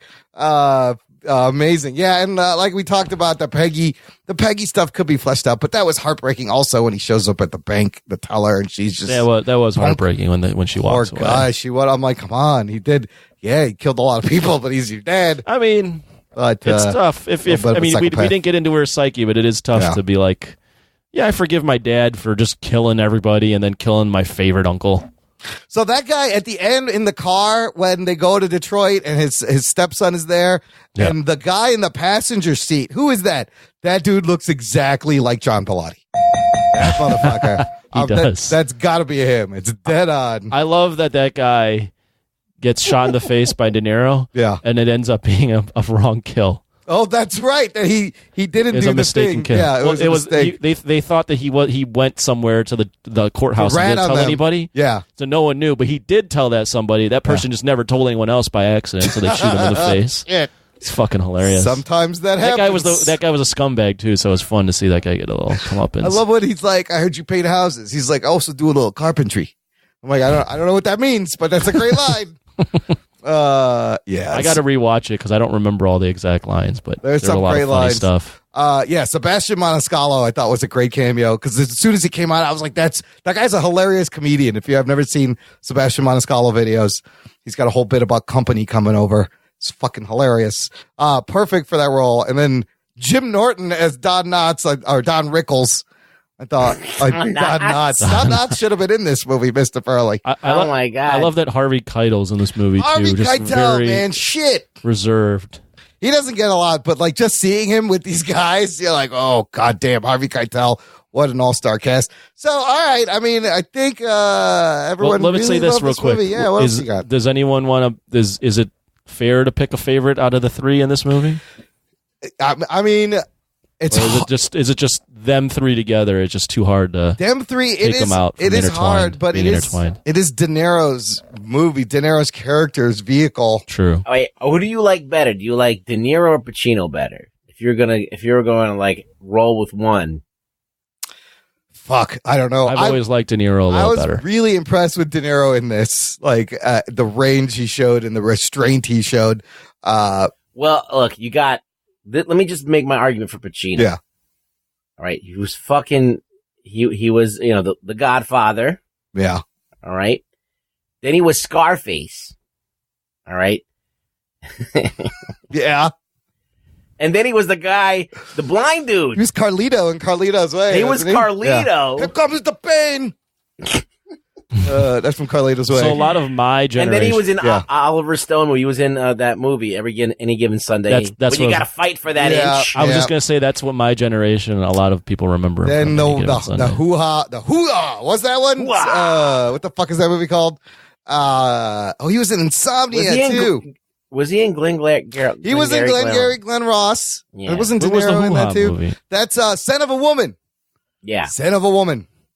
Carlito's Way is great. So he's carried a lot of movies. Yeah, but I thought you were just talking about this movie. Who you like in this movie? I would say De Niro over Pacino, but Pacino has played some he was good in Heat, too. Yeah, amazing characters. They're both in Heat. Yeah, they're both in Heat. I've always been more of a De Niro guy personally. But De Niro's making shitty movies like Rocky and Bullwinkle. I just think that why would you do that? I'll put it this way: De Niro is great, but he doesn't have like the speeches that Pacino gets. Yeah, Pacino gets awesome monologues. De Niro does a lot of acting without saying. Yeah, he does a lot of like smell the fart acting. Yes, he does. It's just like yes, which is his facial expression. Like he just smell the fart and. But I love De Niro. I got tits. Can you milk me? I got nipples. Can you milk me? Milk me, Greg. Milk me, Fokker. I mean, he was great in that, surprisingly. He's great in the Fokker movies. He's funny when he shows up on SNL in the cold Huge open sometimes. Yes, some people may have a problem with this movie and him because of that, but I was like, fuck it. Dude, you can't appreciate a guy's performance and just keep his politics separate. Like, if you don't watch this movie because of that you're fucking, that's dumb. That's just dumb. This is an amazing performance. Legendary actor it is a mature, late in his career, fucking bringing it. As a little boy, I used to think that they were brothers. Oh, De Niro and Pacino? Yeah. One's tinier, though. I know, but you don't. I thought they looked alike for some reason, and I was Al Pacino, Robert De Niro. Yeah, that sounds alike. They're pretty much brothers. I mean, you got Travis Bickle, Rupert Pupkin, some amazing characters. The only thing that would have put this over the top, is if they would have got like Ray Liotta. Oh, to come shit. back and do something with this too. Henry just had a role, Karen, or even have Just Leo come in and do this. That's too. another Scorsese guy. I think the next movie he's doing is going to have Leo in I read a thing that when they were thinking about making a Godfather 4, that Leo would have continued. Oh this shit! franchise. As what's his name? As the son of Al Pacino's Corleone. The Corleone family. Yeah. And I mean, look, let's not back to Scorsese. You forget this man has been making movies for almost 50 years now. That's amazing. To have all that, and it's like you said, the movie, Anthony, is very much about them and where they are in their career, kind of slower, more reflective. So there's multiple levels. It's kind of meta in terms of where they are in their lives right now. Yeah, but Scorsese's still, let's see, what is he going to direct next? He's still making movies like Devil in the White City. Oh, TV series Killers of the Flower Moon is the next movie. And then he's doing a movie called Roosevelt. Whoa, is this about Delano? A biographical drama about Theodore Roosevelt. President Theodore Roosevelt. Wow, that might be good. And I've heard like Silence is really good. I haven't seen some of his more recent movies. What's wrong, Ruggs? Okay? Rug Boy was walking around with his cane and fell over. Okay. Like De Niro in this movie. Poor Ruggs. Ruggs, you're looking good. Did somebody de-age you, or is it new felt? You got a glow about you. Oh, I got the glow from, learning karate and catching bullets in my teeth. Oh, okay. What's that a reference to? The Last Dragon. Oh, the Superman? When you got the glow. You remember that? Kid's looking good. I am the master. I didn't. And he catches the bullet in his teeth. I don't remember that. Someone will know it. All right, look, let's I pulled that right out of you guys, out of like my asshole. That's a deep cut. Oh shit. Let's rate it, rank the movie. What are we ranking it with? I don't know. I mean, I'll start by saying if we were to rank it against Scorsese movies, I would say it's not one of his the best movie, but it's fucking up there as a close to damn near masterpiece. But still, outside of Goodfellas, Taxi Driver, being some of the stronger ones. It's not the best Scorsese movie, but it's a goddamn good fucking Scorsese movie. And if I was to give it a number, I'm going to give it a fucking 9. Oh, shit. I'm giving it a 9. Wow. Yeah. 9. How many? 9. How many? 9. Anthony, what would you give it? What'd you rank it? I haven't seen all the Scorsese films, so I'm not going to. Shutter Island? You never saw Shutter Island? Great movie. I haven't seen Shutter Island, The Departed. It's up there. It's one of his best. Aviator. Great shit. I was more of a fan of Betzaten Het Got in de Moor. That's not even. He wrote that. Sorry. What is that one? I don't know. I'm just looking at his Gangs of film. New York. Did you see Dutch The Departed? Film. I haven't seen The Departed. No. You should watch Casino. So I won't rank it there, but I will say it is it's a very, very good film for sure. I definitely appreciated the direction, seeing all these old timers back at it. Watching a mobster movie. I know that these movies are some of my dad's favorites. I immediately called him. I'm like, hey, you have to fucking watch this movie. Oh, he hasn't watched it yet? He'll love it. He's like, can I see it in the theater? I'm like, it's already out on Netflix. He goes, what's that? Oh, no. He's like, that Netflix thing? I said, yeah, I'm going to have to set that up for you. So what's a Netflix? What's a Netflix? He's like, is that like... Just walk up to him and flick it. He's like, can I get that on the Ethernet? I'm like, oh, well, God. The Ethernet is a cable that you attach.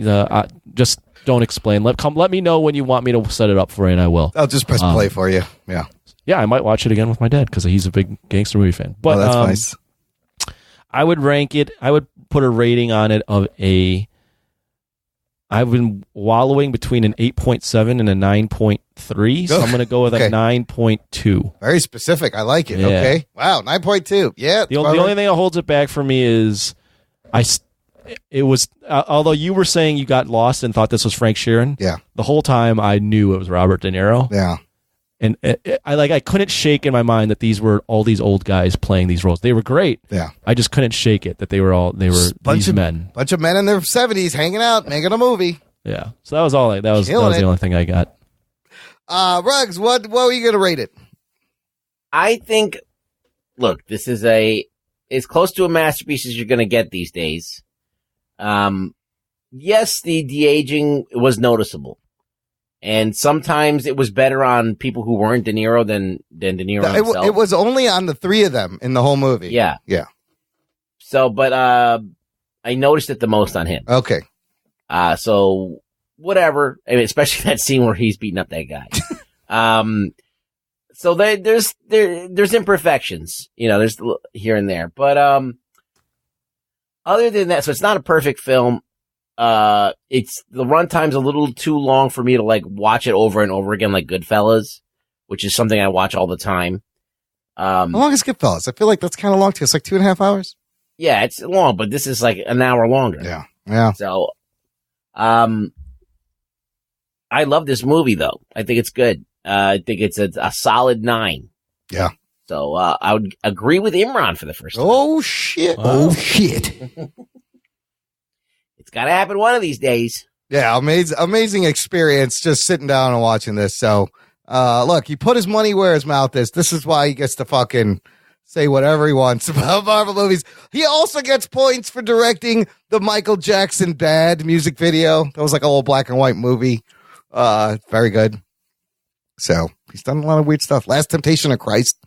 Also, that's a pretty great movie.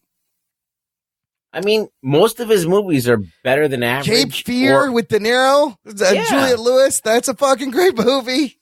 Like that Hugo movie wasn't the greatest. I want to see that. I haven't seen that. But I think that's his weakest movie. I think that's his weakest film.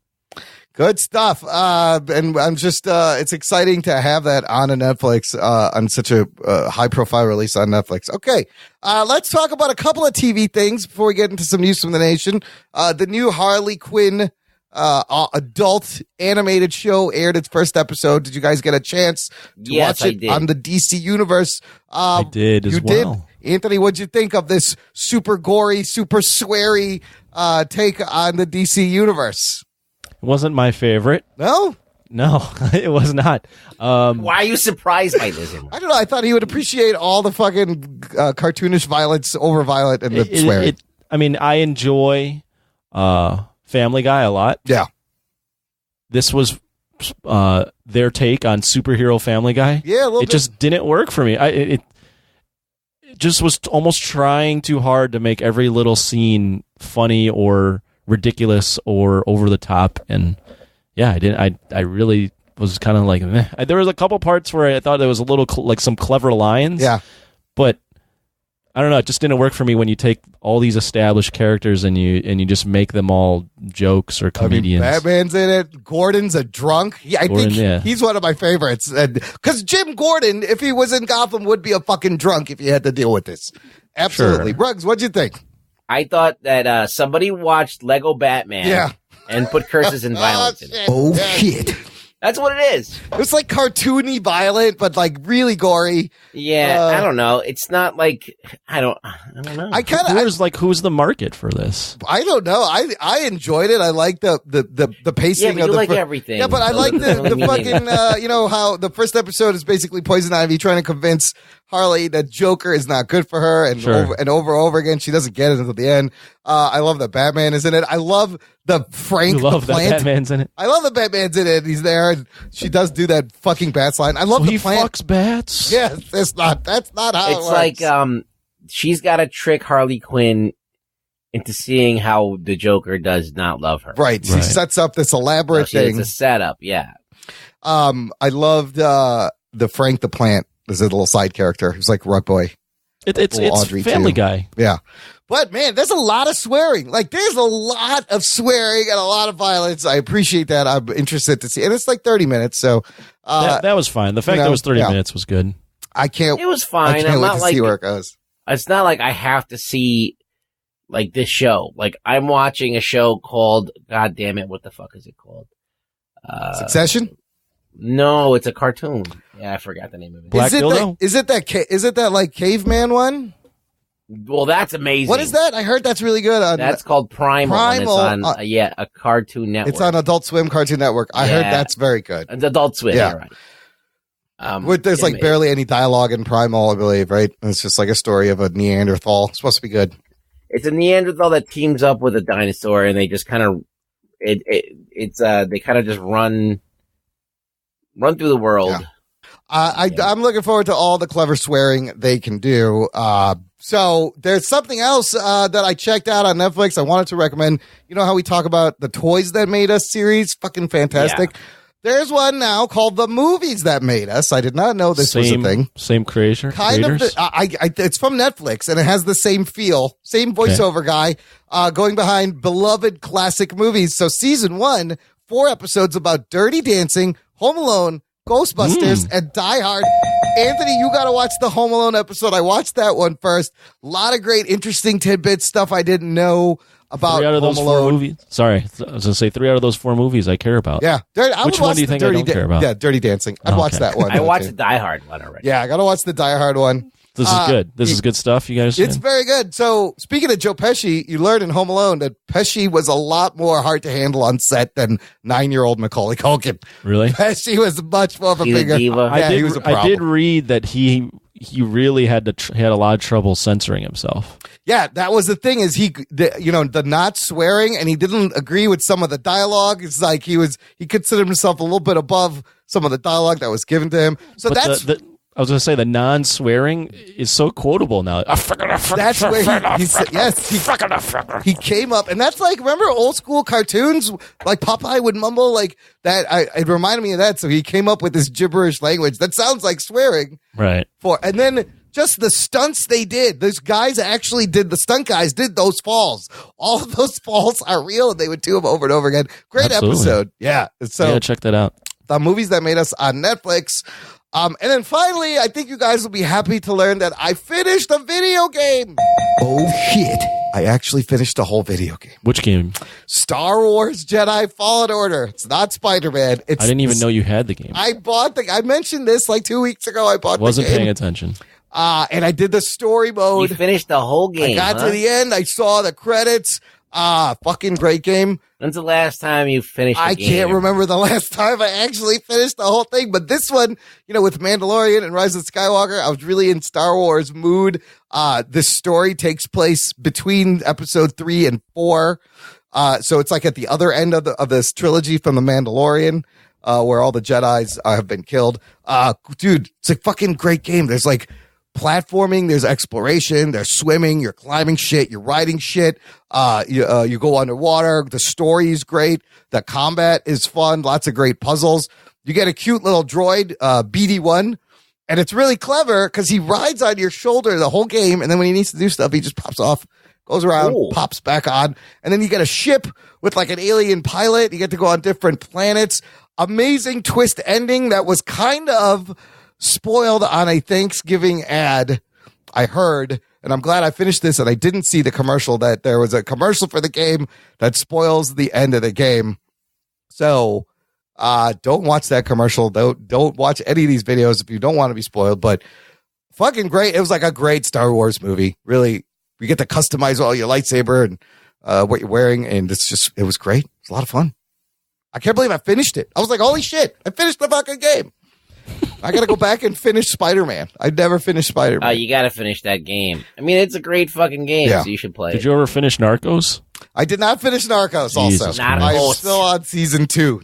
Oh, my God. Oh, by the way, the show I was talking about on Netflix is called The Dragon Prince. I watched the trailer for that. Is it good?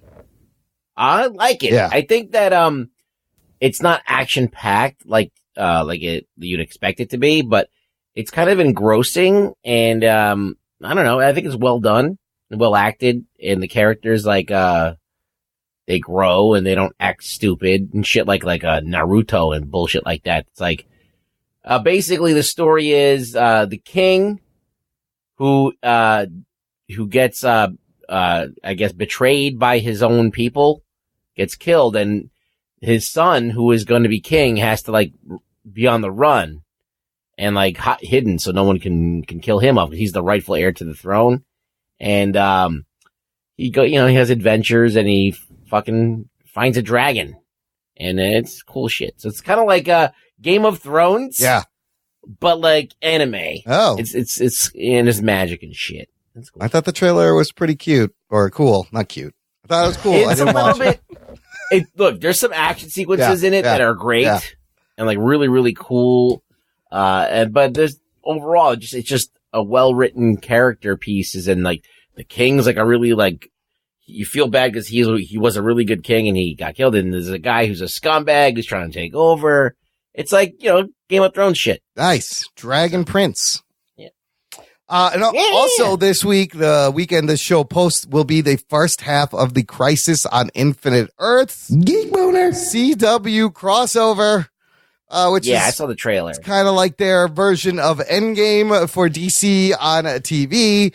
They just put out a trailer for it where you get to see Kevin Conroy as the Batman from that was just hilarious. Batgirl's universe. Why did you laugh? Kevin Conroy, you heard in our intro, playing Bruce Wayne, and it's from Batwoman's world, Batman. Really old. It's like Kevin Conroy is just not Batman. He's Batman's voice. He's the guy at the beginning of our show doing the intro, but he's the animated Batman. If they animated him, it would work a lot better. It would work great. But he's not Batman. You see Tyler Hoechlin come up to Tom Welling and go, "You're Clark Kent, aren't you?" So it's gonna be a lot of Superman, a lot of Batman. Universe is ending, and I guess the only Earth that's left is Earth 38, which is, I believe, Supergirl's Earth. Who's the bad guy? The Anti-Monitor. Oh, okay. And then there's the Monitor. Black Lightning's in this, and then Harrison Wells is playing someone named There's Pariah. a keyboard and the mouse too. There's a monitor, there's a keyboard, there's a disk drive. Remember when you had external disk drives? You got to watch out for the jazz drive. The jazz drives, there's the zip disks. Don't forget SideQuest. Don't forget the zip disks. Oh my God, all the storage that we will ever be able to use anymore. No one gets any of these references. These are design jokes from the late 90s, early 2000s. But first 3 hours will be next week. We're going to watch them, right, guys? Watch these 3 episodes. Wait, we're watching them? Yes, we're watching them. Well, you don't want to watch them? Oh, fuck. I'm going to watch it just for curiosity. What days? Sunday, Monday, Tuesday. Oh, my God. They gave Melissa Benoist bangs. I am watching that now. Is that bad? Does it not look good? It's a weird look. Sunday, Monday, and Tuesday? Weird. Yeah, it's like the Irishman split over 3 days, Anthony. That's all. What, Will it be streaming? On CW? I don't know. Shit. Set your DVR. Do you have a DVR? So what's the talk called? I know it's Crisis on Infinite Earths, but what do I have to record? Superman, Flash, and Arrow, and then it comes back next year and finishes out. It's 5 hours altogether. Finishes out the last 2 hours. Supergirl, sorry. Supergirl. Sunday? Yes. Sunday, December 8th starts with Supergirl. And then Monday, there's a show. I think it's The Flash. And then Tuesday, we'll figure it out. If you don't watch it, all right, I'll watch it. We should, it's a big crossover. The universe is it's going to suck, but it is. You know that. I mean, already. after I'm sure it'll be sucky fun. God, after watching The Watchmen, it's ruined all TV. Watchmen's probably the best fucking superhero show I've seen. You have to almost compartmentalize what you watch. This is not HBO. It's not even Netflix. Just for what it is. Mm-hmm. What's funny? It's when you compartmentalize and then it hits below your expectation is when you're really. I mean, the novelty of seeing all these crazy multiverse characters. I've been watching The Flash this season, and it's like, yes, you have to take yourself back, but it's hilarious. This whole season, they've been talking about Crisis, got to get ready for Crisis. Did you buy a thing for Crisis? Are you ready for Crisis? Crisis is coming. They just, the monitors told them it's coming. I just think it's funny that they refer to it as Crisis. It's referred to as Crisis. So they know something's up and universe is being destroyed. We'll talk about it. What else are we going to review? This thing. I love it if the anti-monitor was just an iPad. I have no monitor. I have an iPad. You have to buy a separate keyboard. In one. Yes. Yeah. Try the Apple Pencil. It's magical. Okay, news from the nation real quick. It's time for news from the nation. It's time for news from the nation.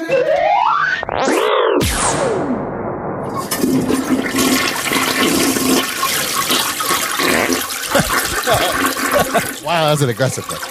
You okay? Got it out?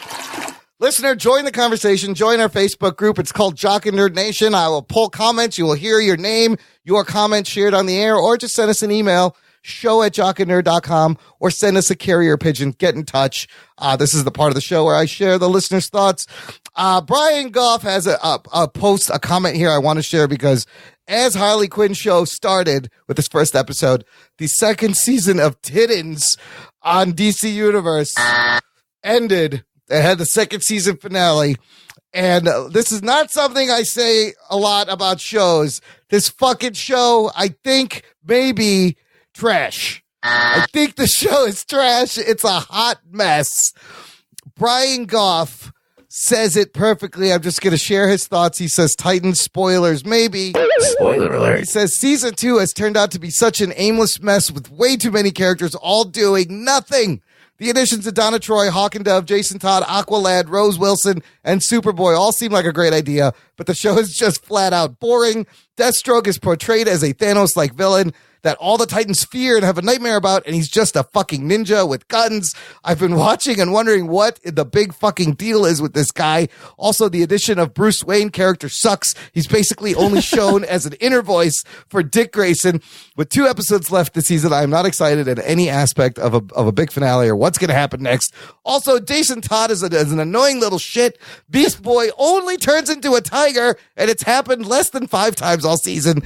Dove's soft-spoken demeanor is irritating. The whole plot with Deathstroke trying to disband the Titans is just dumb.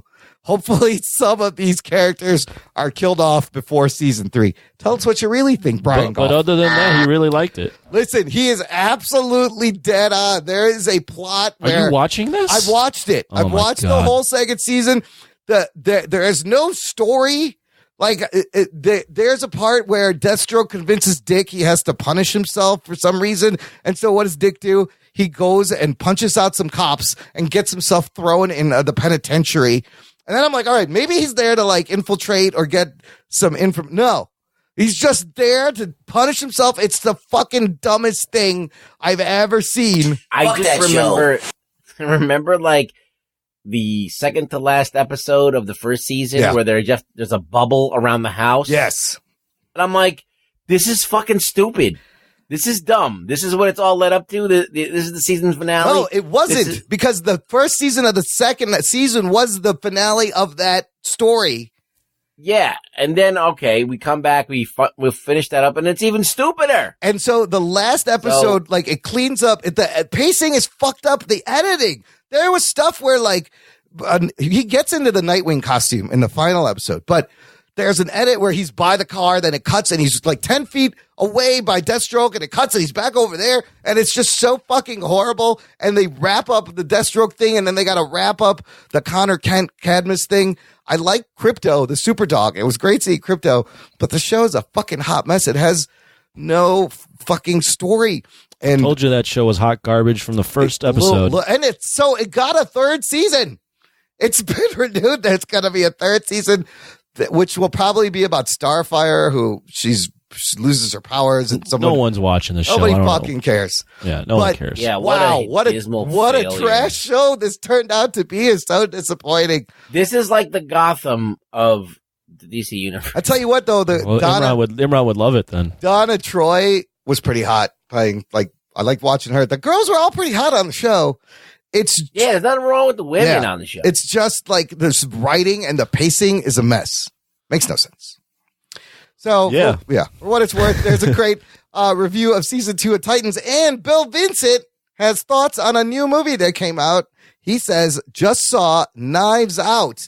This is a latest movie by Rian Johnson, directed The Last Jedi. He said 98% of the reason was because how stacked the cast was, and 2% because the plot looked a bit interesting. Let me just say that I was really surprised at how good this movie was. Plot was an original twist on a trope that has been done a lot, and the entire cast acted their asses off, and I was finally full-on shook to see that it was written and directed by Rian Johnson. Had no idea. Really recommend this movie, y'all. Phil Rude jumped in and has a good comment saying, whatever you think of The Last Jedi, it's not really representative of Rian Johnson. He is a master of genre and trope bending in his other movies. I haven't seen Knives Out yet, but I've been looking forward to it. Check out Looper and Brick. 2 good movies. They're both fantastic. This movie is 97% on Rotten Tomatoes.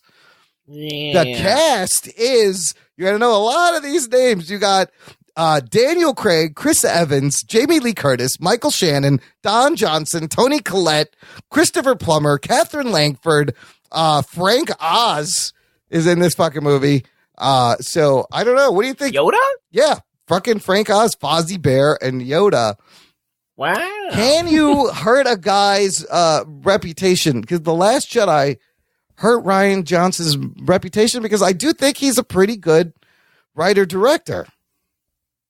I mean, look, The Last Jedi, that's a huge property, huge IP. It comes with a lot of baggage. You know, it's a touchy thing for a dude who does movies that are not that. I mean, Looper and Brick they're all right movies. They're pretty good. Yeah. I mean, I didn't go back and rewatch Looper 1,000 times, and I saw Brick once and it was fine. It wasn't like, oh, this is my new religion. So, this movie though, I'm hearing so much positive shit about. So I'm really curious to see it. Regardless of The Last Jedi, because I feel like that's not the kind of movie he should be making anyway. Right. He shouldn't be touching other people's stuff. Would you let him, he wanted to direct the episode of The Mandalorian. I kind of would let him. I kind of want to see, I would like to see what that looks like. I mean, I don't know. Who cares? It's an episode. I think he's a talented director. He's just a dickhead. That's all. That's just the is problem. Like, fuck, his attitude was like, fuck the fans. And let me show you how cool I am by saying fuck you to the fans. And I think you can do that to a degree, but then he went to the internet and started fucking with them and calling them names and shit. And I'm like, okay, maybe they deserve it. But at the same time, that's still not classy for him to do. It's, you know, especially he's the one that fuck with their shit. So I don't know. I felt like that's why he's got a lot of bad juju. Yeah. But, anyhow, this movie's probably awesome. So I want to. Have you seen the trailer for this, Anthony, at all? Do you know about Knives Out? Nope. It's like a murder mystery type thing. Yeah, it looks fun. The trailer looked fun. And who done it? And the cast is I don't amazing. watch trailers that I don't know about or care about unless someone tells me that I should watch it. I just don't. I don't seek them out. You don't just check out trailers. I love just watching the trailer channel. Like, show me all these trailers. I didn't even know that there's a trailer channel. Yeah, there's lots of trailer channels on YouTube, on the Apple TV. There's like just Apple trailers. Lot of fun.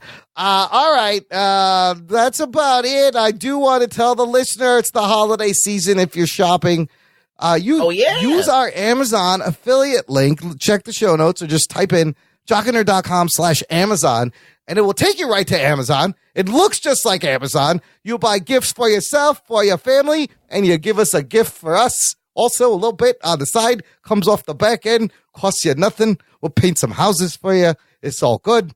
Just go to jockandnerd.com/Amazon or visit the show notes for this episode, jockandnerd.com/303. Ruggs, where can the listener find you? I will be on Twitter, tweeting about tanning my butthole.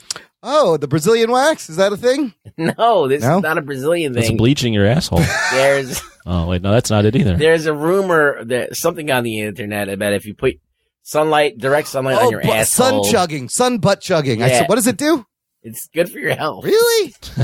Yeah, it makes you live longer. So you gotta. That's something Imran would read on the internet and take as fact for sure. I just want to see Imran just like on a sunny day at his backyard with his I mean, ass can you out. imagine Imran's skin is already sensitive with the vitiligo? I would burn How sensitive would his butthole be? I would have to put SPF 1500 on my taint. Oh my God. Why are we talking about my asshole now? I don't know. We talked about balls all last show. It's a good thing I have the lawnmower 2.0 because I can clean up down there a little bit before. I suntan you can clear out the forest. I can clear out the forest, let the sun in right up my anus. That's the thing. Get your vitamin B12 that way, listener. Thanks for listening to the Jock and Nerd Podcast. My name is Imran. My name's Anthony. He's the Jock. He's the nerd. Peep you next time. What a really rug boy on Twitter. Like I said that. Whatever, they'll find you. Just want to see if I'm just bleaching my slack hole. Get the fuck out of here. Pictures of Ruggs suntanning his ass.